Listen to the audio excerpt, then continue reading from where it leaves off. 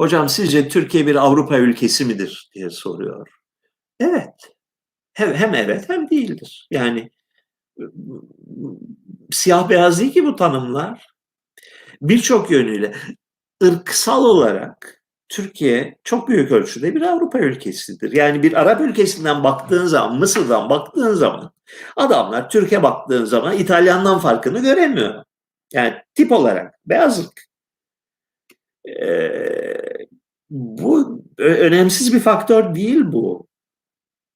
Yani diğer ülkeler tarafından nasıl algılandığını, ülkenin kendi kendini nasıl algıladığını kuvvetli bir şekilde belirleyen bir faktör bu. Bu. İkincisi, tarih boyunca her zaman Orta Doğu'yla ilişkide olduğu kadar Avrupa'yla da ilişkide olmuş bir ülkedir. Her iki taraftan esen rüzgarlara açık olan bir ülkedir, açık olmuş bir ülkedir. Bugün de bu değişmedi. Yani her zaman şöyle olmuştur. Bir tarafa fazla eğilim gösterirse bir süre sonra koreksiyon gelir, düzeltme gelir, öbür tarafa savrulur.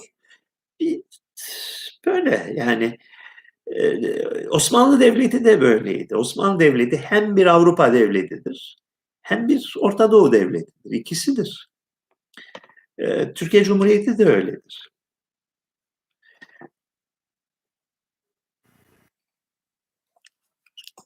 Şöyle bir gerçeği vardı. Deminki konuya da bağlayalım. Türkiye'nin yönetici sınıfları son 100 yılda, 100 yıldan biraz daha farklı uzun bir sürede, 150 yıla yakın, yani 1860'lardan itibaren yönetici sınıfları, elitleri yönlerini hep Avrupa'ya çevirdiler. Yani kendilerini Avrupalı olarak tanımladılar. Avrupa modalarını izlediler. Avrupa'yı kendi aralarındaki tartışmalara referans olarak gösterdiler. Eğitimde Avrupa tarihini öğrendiler. Mümkün olduğunca İslam tarihinden kendilerini kopardılar. Halkın büyük çoğunluğu bu yönelimi paylaşmadı. Halkın büyük çoğunluğunun aslına bakarsan bir uluslararası bir vizyonu, bir kültür ufku yoktu. Yerel, geleneksel, yani dededen kalma ne görmüşse onu sürdürmeye çabasındaydı. Yönetici sınıf Paris'e baktı, Viyana'ya baktı. Daha sonra Amerika Birleşik Devletleri'ne baktı. Toplumsal değerlerini tanımlamak için, kendini tanımlamak için.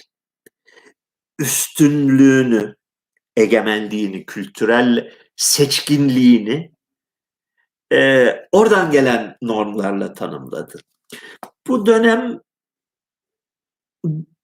kısmen, tümüyle değil, kısmen sona ermiş görünüyor. Yani şu anda Türkiye'yi yöneten sınıfların bir kısmı hala eskisi gibi çocuklarını batıya okumaya Harvard'a göndermeyi hayal ediyorlar. Tatillerinde Kahire'ye değil Roma'ya gitmeyi hayal ediyorlar. Veya Paris'e veya Londra'ya veya Berlin'e. Moda dergisi deyince Arap dergilerini değil Batı dergilerini izliyorlar. Yani vizyonları, bakış açıları, ufuk olarak kendilerini belirledikleri yer bu taraf.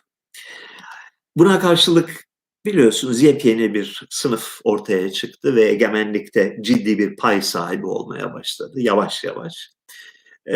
Henüz diğer sınıfı yerinden sallayabilmiş değil, fakat önemli ölçüde ekonomik güce ve ekonomik gücün getirdiği kültürel özgüvene kavuştu.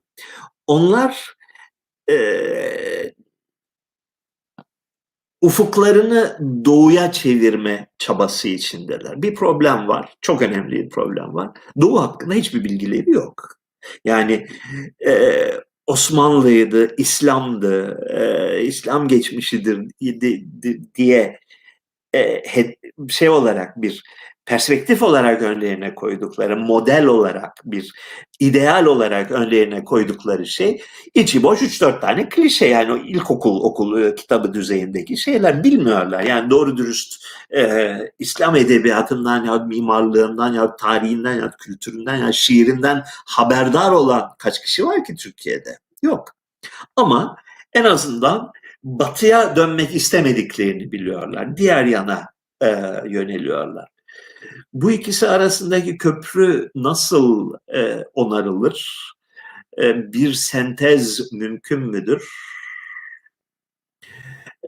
Bu yeni sınıf egemenliğini pekiştirirse bu kültürel boşlukla nasıl başa çıkacaktır? Yerine neyle dolduracak bu kültürel boşluğu?